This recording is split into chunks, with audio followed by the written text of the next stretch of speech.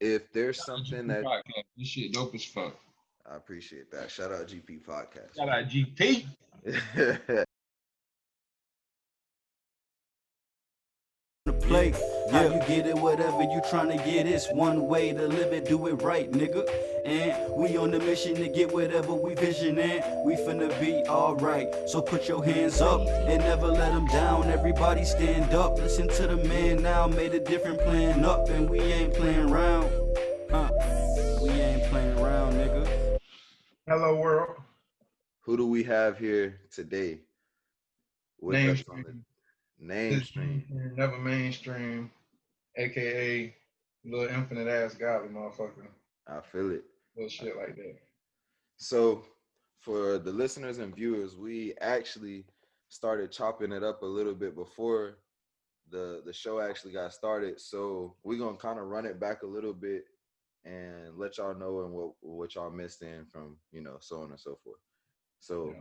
where would you like to start? I know it's my show, Yeah, but so like you I said, wanna bruh jump in because we was talking about the GP, where the GP come from. Now, audience, we Dre and I haven't locked in probably gotta be like about 4 5 years. yeah, a good minute. And we really haven't talked until we got this together. Am I lying? No cap.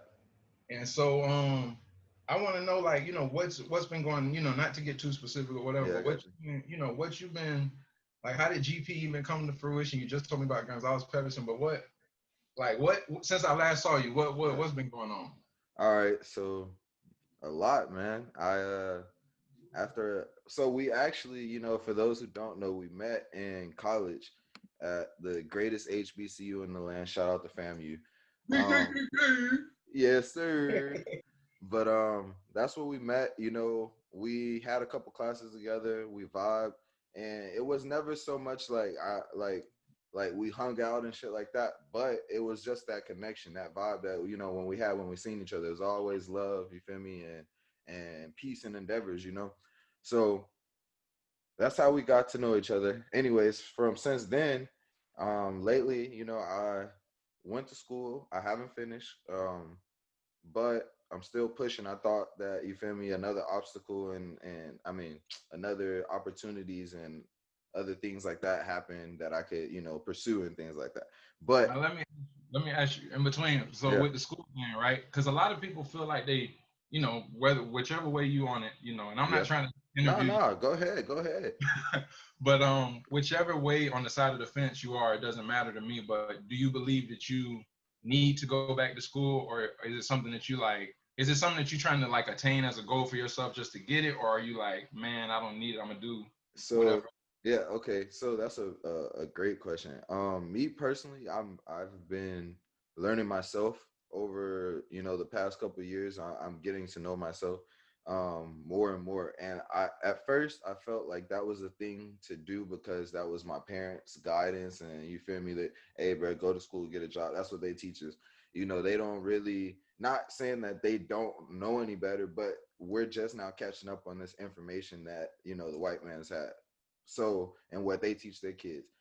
So that was ideal in our community and our family. Hey, bro, you gonna go to school, get them grades. You feel me? And you gonna go, get a job. Yeah. Now my mentality and where I am now and having a son, I feel my perspective has changed on a lot. So do I feel like I have to go back to school?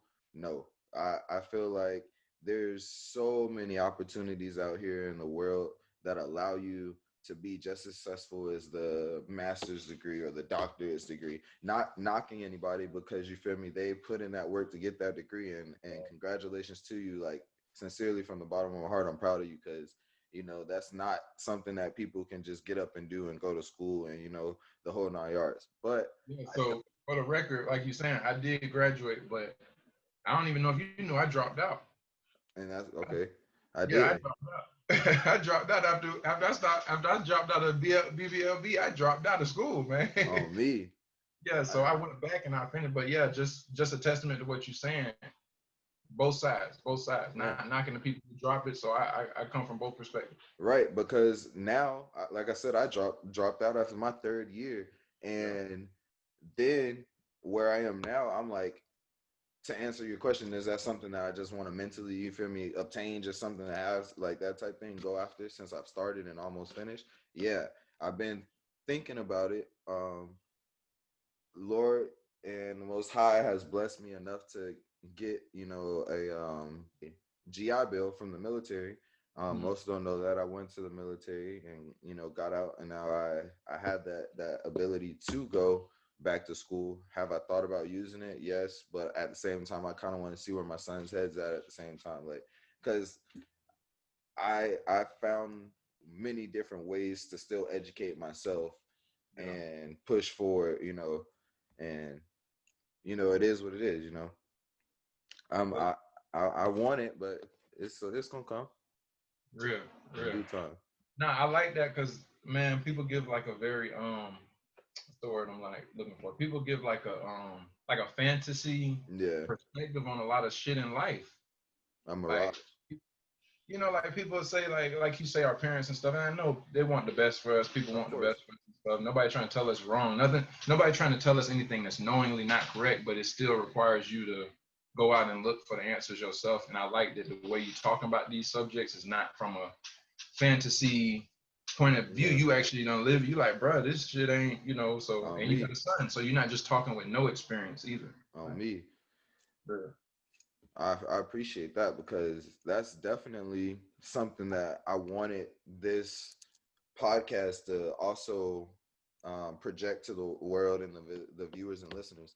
The reason why I say that is because yes, throughout the shows that GP will have, um, it's different topics. It's gonna be. It's not just a one set thing. I want to get our minorities out here, so I want them, like you told me before the podcast started, getting it out the mud. Like, I mean, this is a start. So, it's no telling what it's gonna be. Mark my words, there's no telling what this is gonna be in, you Oh feel me, yeah. 1, 2, 3, 4, 5 years, so on and so come. Um, and I appreciate you coming to the show and showing love, man. I appreciate you for wanting to even consider on being here. So, you know, Thank but you again for having me, man. Thank you. you're welcome. So we're gonna get into this now. Um, well, we've been into it, but we're gonna get more into it. I'm gonna start off with, where did the name Naimstream come from, and what idea inspired it? Naimstream came from a friend of mine, actually, a friend that we were friends and pretty much since beginning of high school. And I was like, uh, man, I have a very different, well, it's similar to some people, but different perspectives to others, right? So Right, growing up in like a black, majority black community, what people would call the hood, what people would call impoverished, what people would call lower economic. I did grow up around a lot of that, right, in my position, but I had one of the families that took me. Even my brothers, went to school in the hood, but I went to white schools. I went to school across the track. yep, But anyway, I always was trying to battle with this dynamic. I'm gonna be honest with you, my whole childhood, bro, I was running away from me. I was running away from who I was. It really wasn't until I went to FAMU that I embraced more black shit. exactly. Same here. Exactly, same here. Right on, and I mean right on point. But go ahead. Bro, nah, because and back a little bit back, so not to get too much into it because it is a longer story, but having families where like, I had an incarcerated father. So a lot of his teaching, and he, when he was out, a lot of his teaching was like, stay away from this shit. Just stay away from the hood, stay away from street shit, stay away. And so I took that and I ran with it. I always was like, let me stay with these folks, stay away from this, stay away from this, stay away from this. Anyway, in my quest of doing that at such a young age, I was always priding myself as I got older on being unique and Right. special and different. And, because I was, and so, but a friend was like, you always trying to be a hipster. This was when I was in high school. It was like, Yeah. you're a hipster. You're Naimstream. You're not mainstream. You're Naimstream. And I don't know. Honestly, I just changed my Instagram name to that in probably like 2012, 2011. And I wasn't even rapping back then. I was still making music. I've been doing music for like 15 years, playing guitar, saxophone, and stuff. But yeah, On then me. that's how Okay. Naimstream. Yeah. Okay. That's fire though. That's what's up. All right. So then this is like a little twisted type question, since it knowing where Namestream comes from now. So now also having that name with your music and the music you make, if you consider yourself Naimstream, do you consider yourself as an underground artist if it's not mainstream? And what is your viewpoint on an underground artist? I'm hell. I'm I'm a motherfucking. I was trying to think of another way to say I ain't even underground yet, man. I'm a underground artists are people like goddamn currency and shit like Yeah, that. Like some niggas under. I ain't even underground yet. So, but nah, man. My perspective. I don't honestly. I want to make mainstream. right. I want to make the people who come from these. See, I like to embrace the hood, but my Yeah, thing is I want to show how like a lot of rappers they'll be like, bro, we ain't come from shit. Niggas ain't come from nothing, right? right, I like my flip on that is like we didn't come from money. We might not have come from this. We ain't come from this, but we came from values that other people on the other side of the tracks don't even got.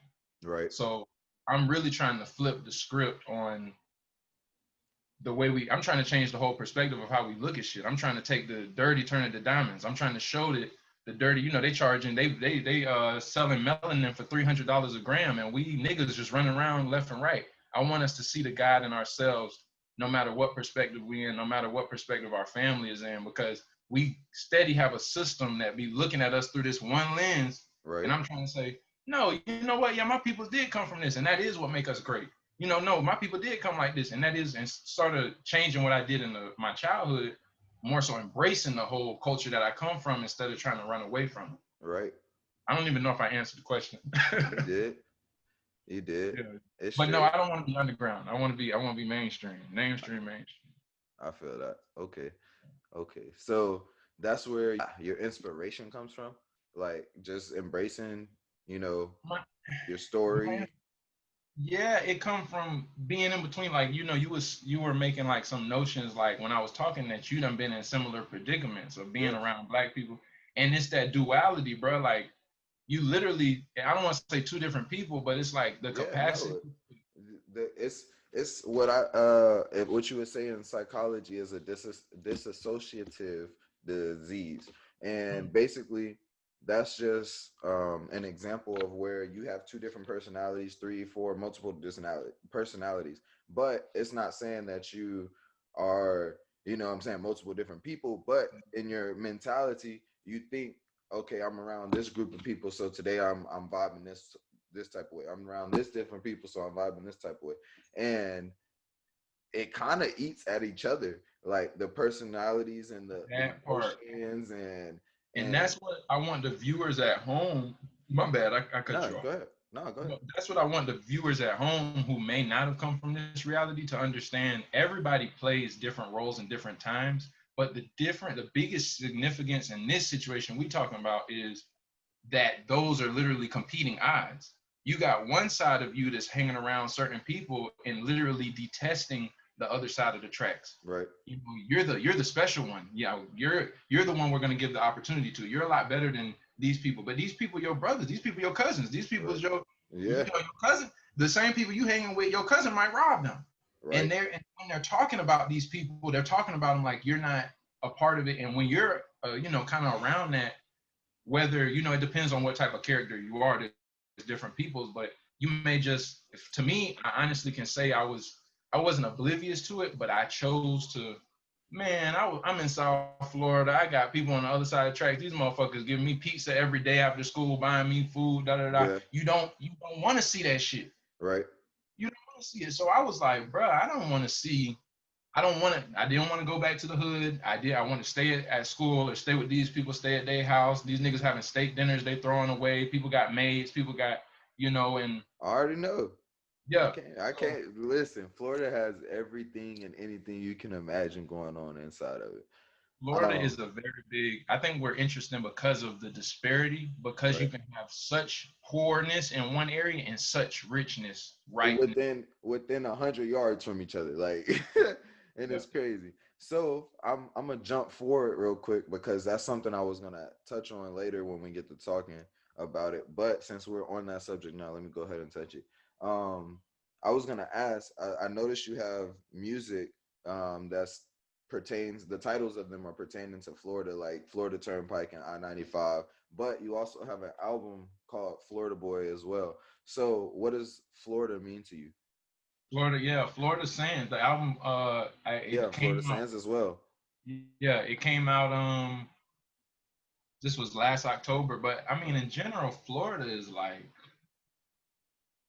what does Florida mean to me, man? It means home. It means shit. It means home. It means the people there. It means a world away from a lot of other places I visited. Right. Um, it means It means it's just epic. Florida is epic, and I didn't realize that. Even I realized it more when I was seeing the Houstons and New Orleans and New Right. York. It's just a different. When you hit the state, it's a whole different vibe. Vibe. It's a whole different vibe. But most people from here don't get the opportunity. Most people from where we're from don't get the opportunity to necessarily leave to even know that it's different like that. You know what I'm saying? Exactly. Which is so wild to me because like I was granted and blessed enough to be a military, child to where my parents got the opportunity to take me outside of where I was, originally born and from, which is Fayetteville, North Carolina. But um like the viewpoint from overseas, like how I'll give you an example. In Korea, I noticed that parents are letting their kids like 5 years old, 4 years old ride the train to different cities to go to school by Yeah. themselves, bro. Like that. That's wild. Thinking about how you got all the crazy stuff that goes in the states with kidnappers, child molesters, everything that you can think of, and it's a vibe out there that everybody is loving, family oriented, and it's crazy. And you got another vibe as well, like out in Hawaii, where there's everything is family oriented and the men are more into their children's lives. Not saying the females aren't, but the men are very on Involved hands. Yes, very involved with their children versus what you may have been used to seeing in on the other. mainland. Yeah, on the mainland. So I think that's a great way of describing what that means to you, what Florida means, because it's a melting pot, man. It's a Yeah. beautiful melting pot, though.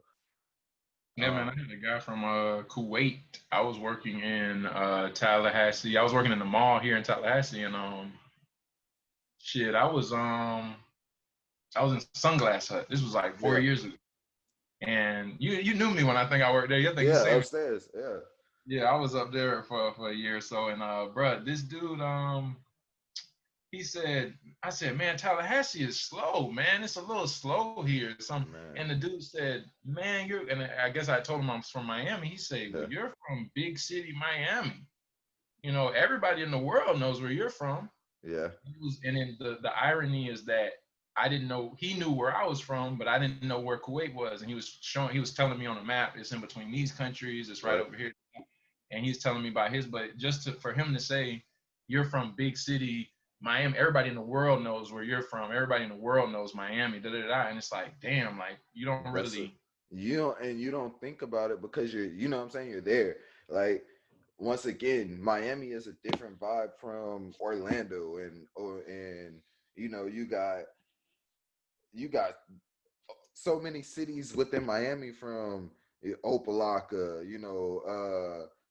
to the rich side of like Miramar and Pembroke Pines. Then you go back to, you know, let's see what else, the Coral Gables, all that. It's a whole different city in each of these little cities, though. So that, like, I understand why you would be like, bruh, okay, it's it's fast and this is slow. Like Yeah. Tallahassee is slow though. No, it definitely is. It definitely is. But that's a better way of looking at life, when life is not saying slow, but life is slowed down to a point where you can actually view what's going on around you. And that's a different energy level, if you know what I mean.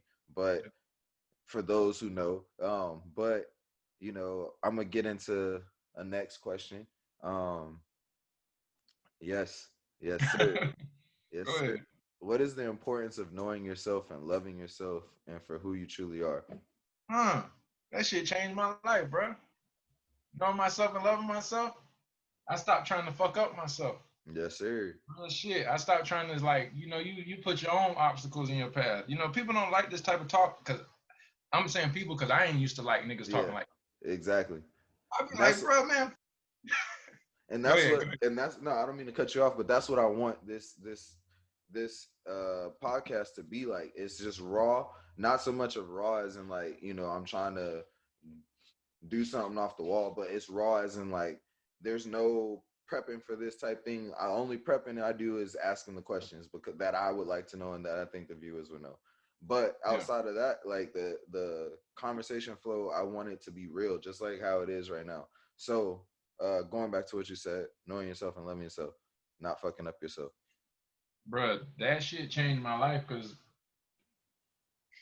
love is not this one lens that we usually try to look at it in. Like this is a real nigga podcast, so I'm gonna Yeah, get real nitty gritty. One of the things I learned about self love that was very big was like protecting myself, right? right, I was like this is gonna be kind of weird, but it showed me love is not just roses.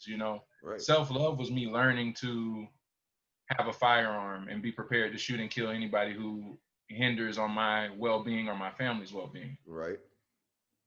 That's self love.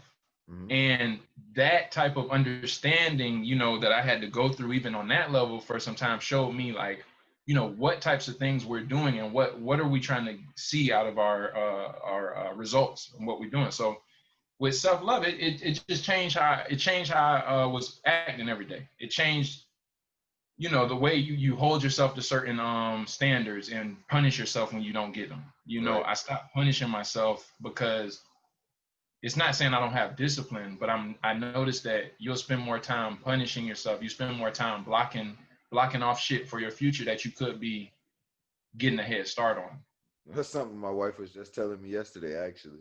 Yeah. But go ahead. So like, bro, and then I had an uncle who just told me I keep looking out the window because somebody's supposed to pull up, but No, that's you good. unrelated. But It's cool.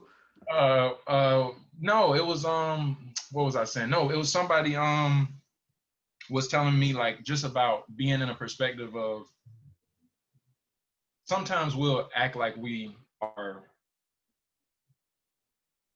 I'm trying to figure out the word. Sometimes we act like we too high and mighty, Right and above. yeah, and we just gotta.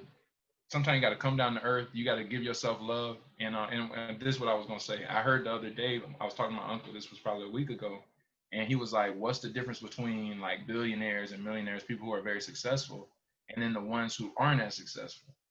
And it wasn't like an open-ended question just like that, but the Right. idea of it was just to say the people who are millionaires and billionaires, when they fail, they don't look at failure as big.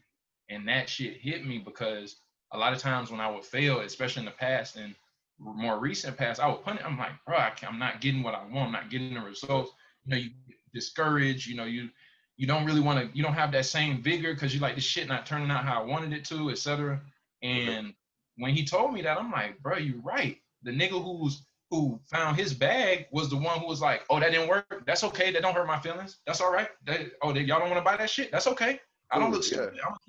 Yeah. So that's that kind of tenacity that I try to carry now of just like being relentless, loving myself regardless. That's a whole fucking book right there. That's Yeah. self love. Speaking of that, I think that a little off topic from what we're talking about, but I do feel that our people should get into writing books. Um, like just how you're talking right now, like left and right, like having this conversation. That's how you can write a book. It doesn't have to be professional. It doesn't have to, your audience. I feel that if we would write like, or if we would read more, if we could talk to talk like you write. I know it sounds bad to say because you're taught to, write properly and things of this nature, but I bet you the target audience that you want it to come across is gonna understand it perfectly fine. Like, Exactly. I can say, "Hey, what's up, Jit?" You know what I'm saying? And you like, "Oh, okay, he just saying what's up." Or I could be like, "Hey, Jit, watch out." You know what I'm saying? But then you know what I'm saying? Or what it has a different meaning, but to your person that you're saying it to, they will understand it. And I feel like that's another way to put money in your own pockets. I know it may not be the norm thing to do in our culture, but That's that's what you need to be focusing on. exactly, Shit is not normal. exactly, exactly. And that's what I kind of want. you know, to be projected out. Um, since you're rolling up, I would like to ask, because of your music as well. You talk a lot about grabberlies and the marijuana plant and the medicine. Do you believe that you're an advocate for it at large, and why? I'm an advocate for it at large because that's the only reason I went back to school.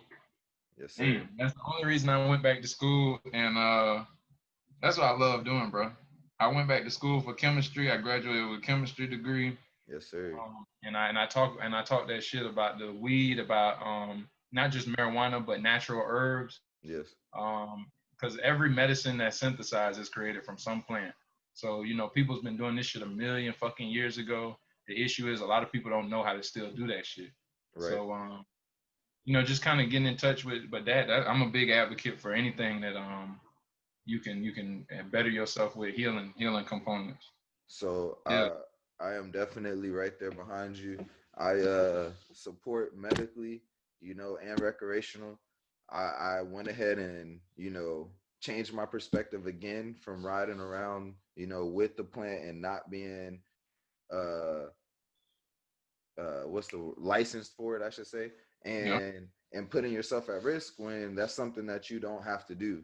There's other ways to go about it. Yes, not everybody can get a license for it, but change your perspective, people, as far as what you can do to, one, self-love, protect yourself, like you just said, like you Exactly. touched to. So um let's jump into something else. I would like to say that I do believe that you're slept on, well, as far as your music, and I love the way you hustle in your work, thoughts of your videos, your ideas, and the team, and how you incorporate everybody and how y'all work together to push out your content. Like, where does that energy come from? Like, when you guys are pushing out your content and you guys are coming up with ideas on what you should, how the video should be, and how the music is gonna come out. Like, Pure passion. Pure passion. You hear my daughter in the background? You know, a little bit? No? that's Okay, okay. that's cool. Now, pure passion, bro. Drive. My daughter. Before my daughter, pure fucking passion. I really love this shit, and I'm not capping. I think a lot of times what you see from artists who maybe can rap sometimes or can sing or whatever, um, it's another hustle sometimes. Right. And I don't knock no man hustle, because to be honest, it was a funny ass thing from Dave Chappelle. He was like, we need to start telling our kids, what they need to do to be successful. And he was like, so tell them the truth.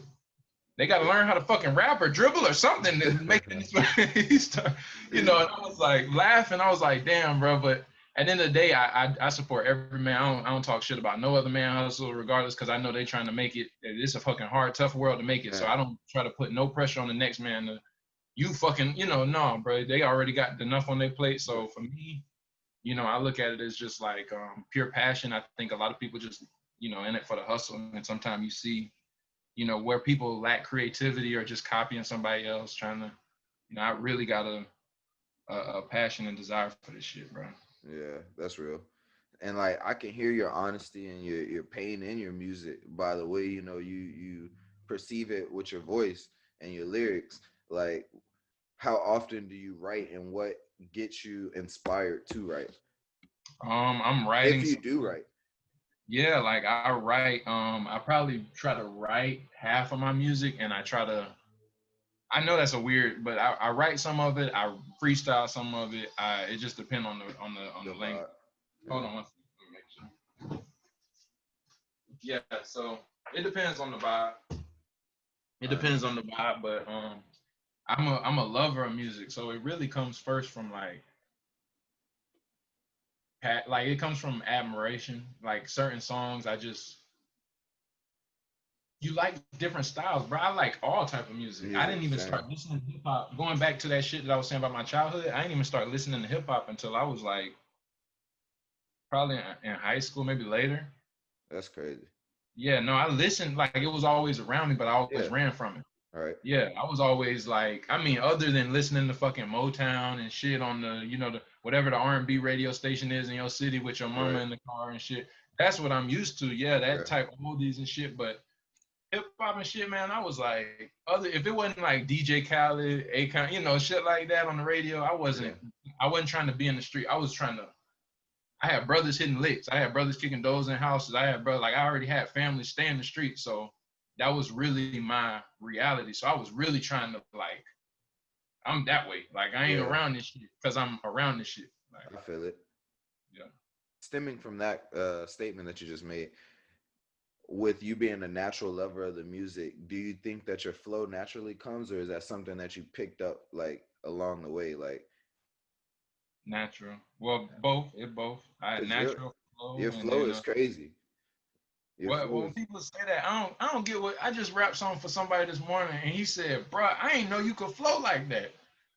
I don't begin when people say that. okay. So what I mean by that, I can't speak for everybody, but what I mean by the flow is how you can consistently keep up with the same melody of like the tone of the music. I guess that's the vibe of the song. I guess I don't know how to perfectly put that into words, but and that flow is just consistent, and you can then switch it up. It doesn't matter what type of verbiage you put in there. It's like it correlates perfectly to the next stanza of your music, basically. And I guess what I'm trying to say is that like it's not like choppy. It's not like I yeah, got you. yeah, Flow. The flow flows. yeah. It flows. It's a wave. It's a wavelength. Honestly, I think the secret to that, bro, is my other musical influence. I was inspired a lot by jazz. So Okay. I used to listen to jazz, and I play saxophone. I mean, Oh, not used to, I still am, but I play. So musically, I know phrasing as far as like I was introduced to counting fours, and I was introduced right. to bars, and I mean, not bars like rap bars, but bars like Yeah, I one bar, got two you. bar. Yeah.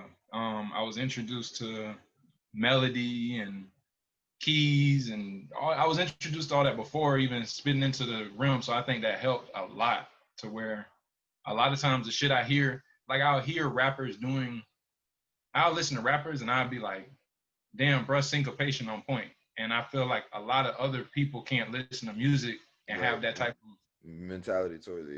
Yeah. yeah. So Or ear towards it.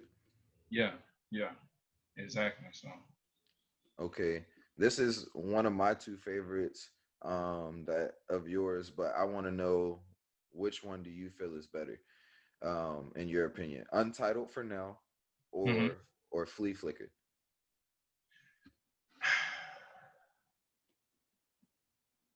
They different moods, Right. But different moods. Flea Flick is personal because I recorded it on an Android phone one day, just pulling up to a buddy at FAMU. He was in one of the we have like practice rooms in the band thing. They have yeah, I like all remember that. yeah. He just pulled up. He was like, "Bro, I'm learning chords to a song," and I was like, "Bro, I want to do a song." He like, "I'm in here now." I went over there and I wrote the bars to it in like 20 minutes, 15 minutes, and I put on my phone on the piano and we just did it. And I think that's why that's a little more sentimental. But Untitled for Now is a lot of people's favorites. So I that's think but I think personally Flea Flicker, like, I don't know, that one hit different. Like Untitled for now is it slides, but I really feel like Flea Flicker hit different, man. yeah, that shit hard though. Yeah, on me. Um, what was it like to perform at the Florida Classic, like That shit was great. last year? That shit was great. I loved it. Was it the biggest crowd I performed? I don't know if it's the biggest crowd I performed for, but it definitely was a nice turnout. It Right, was it was it was our not just black people, but it was all black people centered around like HBCU right. football game, cookout vibe. Man, when I tell you I love that, because that's like my that football cookout type, that kickback, that's my happy place. You put me on the grill with a fucking spliff in my mouth, I'm gonna be so happy. Yeah, Just yes, like that. sir. Yes, sir. Just like Um, that. Shout out to all the people making their own money, doing what they need to do. yes, sir. Yes, sir. Um, what was the process like to be able to perform at the event, um, like the Florida Classic? Like, how did that come Um, about? That was worked out through. I had a gentleman, Daryl Tooks. Shout out Shameless Plug. Daryl Tooks is a gentleman that bro is big time. I ain't gonna lie to you. He's the new currently at this moment he is the director at the music industry director at FAMU. Okay. And but his past, like I mean, this man has done sang backup for Michael Jackson. He's That's worked. wild. Yeah, he used to vocal coach Whitney Houston when she was like 13. He's been a part of. He plays piano like a monster and sings great. He's been a part of. I mean, he was a part of the American Songwriters Association, I believe, or yeah, something. AA. He big guy, and anyway, he has a big ass heart too. He's not just a big motherfucker. He has a big heart, and yeah, he got me that opportunity. They set up something between the schools, FAMU and BCU, set up a stage, set up the whole works, lights, professional. And he got artists that he felt like were the most professional from FAMU. They Right. got some artists that were the most professional from BCU. I think it was about 10 performers. You know, we had a sound check. They had the whole stage set up. They didn't pay for travel or anything like that. It was just kind of like show up at the classic. Understood. But yeah, we had a stage, we had time slots, we had some mic checks, and then we had two separate performances. But everything flowed. There was a photographer out there, videographer, drones. That's dope. Yeah. That's dope. Um, so is I'm gonna get into like the last couple of questions, and then we're gonna, change it up a little bit. Okay. Um, if there's something GP that podcast. This shit dope as fuck. I appreciate that. Shout out GP podcast. Shout out GP. Yeah, if you wanted to put out a message to the fans and the listeners and the viewers as far as yourself, Naimstream, what would that be? Message to the fans and the viewers. I want to do something, even though this is the one I always go to, never give up. But I guess I'm gonna do something different. I want to say, never give up is one, but be patient with yourself. Be patient. That's what I want to give. Be patient with yourself. You know, don't hold yourself. Don't hold yourself too accountable. I think sometimes going back to what we said earlier, when you mess up or you don't get something at the right time, the first thing you shouldn't do is fucking kick your ass when you're down. Right. You're already down. Why don't you go ahead and take that time to build yourself up? So be patient with yourself. Show yourself some more love, because damn sure the world doesn't have a lot of extra love and compassion going around. You know, so when you're in your space and you're doing your shit and something don't go right, take your time to go. If it's chill with your lady, if it's watch a movie, if it's going to the park, people doing their makeup, whatever it is, make you happy, go do that. Because I think a lot of times we end up getting ourselves off track just trying to be mad at why we're not on track and just focusing on all this other side shit. So that's what I want to say to the audience. Just be patient with yourself, be loving to yourself, love on yourself, treat yourself to every day treat yourself to some type of luxury, something you feel like is just luxurious. If you got a fucking pool in the back of the apartment complex and you feel like pool and a little bottle of wine is good, go sit your ass by the pool, have you a little wine, and make it feel like paradise for the next hour. Right. Real shit, because that's the shit that keep your ass alive. I believe it. Give you more energy. Energy. I said, what's something that you could possibly, it could be big or small, but something that you can share with the viewers that you would say is free game. Free game. You know what? Free game, bro. Abundance is always around you. That's free game. Abundant, whatever you want out of life, declare that shit. That shit is probably already right on your shoulder. Change your perspective, whatever it is. Sometimes it take, and I'm gonna give you a real life example, because I used to hate when people would say some fucking spiritual shit or some shit that metaphysical shit, and then you'd be like, okay, that shit sound nice. What the fuck that shit mean? What I mean when I say that is when you're in a situation where you feel like, I was looking at myself, I'm like, man, I feel like sometimes, okay, this is my life, right? damn, bro, I feel like I'm struggling, bro. I ain't got no job. I'm busting my ass every day to make ends meet, and I'm trying to make sure I don't commit the same, life struggles that my parents had with me, and I want to make things a little bit different, but it's just you're trying to do this in life, and then on the flip side of that, all that shit I just said, on the flip side, I caught myself sitting there saying, you know what? Let me be think.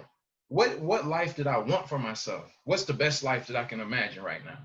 Right. Well, not being too specific, I want to be of health, peace of mind.